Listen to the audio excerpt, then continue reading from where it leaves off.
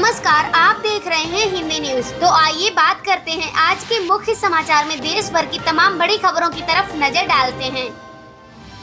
India गठबंधन बैठक के बाद ममता बनर्जी को एक बड़ा झटका लगा है। दिल्ली में टीएमसी सांसदों के बीच सियासत हलचल बढ़ा दी है। केंद्रीय मंत्री भूपेंद्र यादव के घर पर हुई बैठक में टीएमसी के कई सांसद पहुंचे। बैठक में शुभेंद्र यादव अधिकारियों की मौजूदगी में चर्चाओं का माहौल बढ़ा है।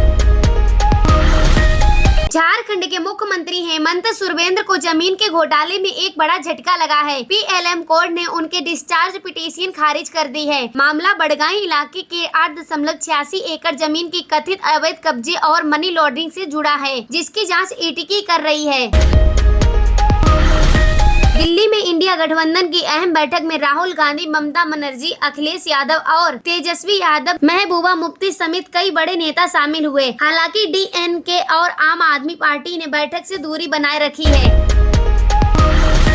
दिल्ली में इंडिया ब्लॉक की बैठक के बाद मल्लिकार्जुन ने भाजपा सरकार के खिलाफ संयुक्त संघर्ष का ऐलान किया। विपक्षी दलों ने नीट पेपर लीक मामले को लेकर शिक्षा मंत्री धर्मेंद्र प्रधान के इस्तीफे पर बात उठाई। बैठक में महंगाई, बेरोजगारी, विदेश नीति और मतदाता अधिकार जैसे मुद्दों पर चर्चा हुई। बीजेपी सांसद निशिकांत दुबे ने भी इंडिया गठबंधन पर निशाना साधते हुए कहा कि इस गठबंधन का कोई अस्तित्व नहीं है। वहीं बीजेपी नेताओं ने विपक्षी बैठक को सत्ता के लिए जमावड़ा बताया है। राहुल गांधी पर निशाना बनाकर बनाए गए पोस्टरों को लेकर दिल्ली में सियासी बवाल मच गया है। संसद भवन और राजधानी के कई हिस्सों में लगाए गए पोस्टरों को युद्ध कांग्रेस के नेताओं ने फाड़ दिया है। पोस्टरों में राहुल गांधी के नेतृत्व क्षमता पर सवाल उठाए गए थे। टीएमसी को एक और बड़ा झटका लगा है। राज्यसभा सांसद शुभेंद्र राव ने इस्तीफा दे दिया है। उन्होंने राज्यसभा सभापति को अपना इस्तीफा सौंपते हुए फीमेल के जरिए ममता बनर्जी को भी इसकी जानकारी दे दी है। सुखेवु शेखर राव ने टीएमसी और राज्यसभा से इस्तीफा देकर ममता सरकार पर एक बड़ा हमला बोला। उन्होंने बंगाल में भ्रष्टाचार, खराब कानून व्यवस्थाओं और पार्टी के अपराधों को बढ़ावा देने के आरोप लगाए। राव ने बीजेपी की जीत को ऐतिहासिक जनादेश बताया है। जयपुर में नुनारी मस्जिद समेत 4 धार्मिक स्थलों पर बुलडोजर कार्यवाही के बाद सुरक्षा व्यवस्था कड़ी कर दी गई है। इलाके में मोबाइल इंटरनेट सेवाएं बंद कर दी गई हैं और 3000 से ज्यादा जवान तैनात किए गए हैं।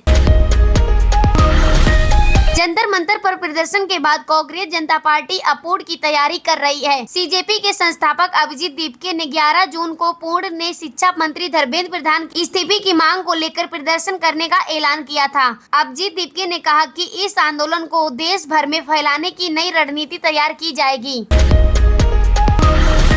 राम मंदिर को लेकर यूपी में सियासत तेज हो गई है।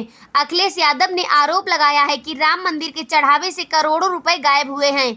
हालांकि ट्रस्ट की ओर से जवाब देते हुए कहा गया है कि हर एक पैसे का लिखित हिसाब मौजूद है। आंध्र प्रदेश के विशाखापट्टनम स्टील प्लांट में दर्दनाक हादसा हुआ है। प्लांट के भीतर पिघले लोहे की चपेट में आने से 8 मजदूरों की मौत हो गई है, जबकि कई अन्य लोगों के घायल होने की खबर सामने आई है। बताया जा रहा है कि हादसे के समय पिघला हुआ स्टील 1600 डिग्री ताप पर था। दिल्ली के मालवीय नगर में होटल में एक और व्यक्ति की मौत के बाद मृतकों की संख्या बढ़कर 22 हो गई है। पुलिस पहले से ही होटल मालिक और मुख्य रसोई को गिरफ्तार कर चुकी है। तमिलनाडु सरकार ने फिल्म उद्योग में बड़ा प्रोत्साहन देने के लिए फैसला लिया है कि सरकार ने सिनेमा नियमों में बड़ा बदलाव करते हुए नई तमिल फिल्मों के लिए रिलीज की शुरुआत अगले 7 दिनों तक प्रतिदिन 5 शो देखने की अनुमति दे दी है। इससे पहले सिनेमा घरों में केवल 4 शो दिखाने की इजाजत थी। यूपी के सीतापुर में समाजवादी पार्टी कार्यालय को 15 दिन में खाली करने का आदेश दिया गया है। प्रशासन का कहना है कि कार्यालय नजूर भूमि पर बना हुआ है। दिल्ली एयरपोर्ट पर तेज तूफान और बारिश के कारण बड़ा नुकसान हुआ है। एयरपोर्ट इंडिया के 3 विमान एक दूसरे की टक्कर से क्षतिग्रस्त हो गए हैं। हादसे के बाद विमानों को फिलहाल सर्विस से बाहर कर दिया गया है। फिलहाल आज की तमाम बड़ी खबरों में बस इतना ही। मिलते हैं देश और दुनिया की ऐसी ही बड़ी खबरों के साथ। तब तक के लिए धन्यवाद।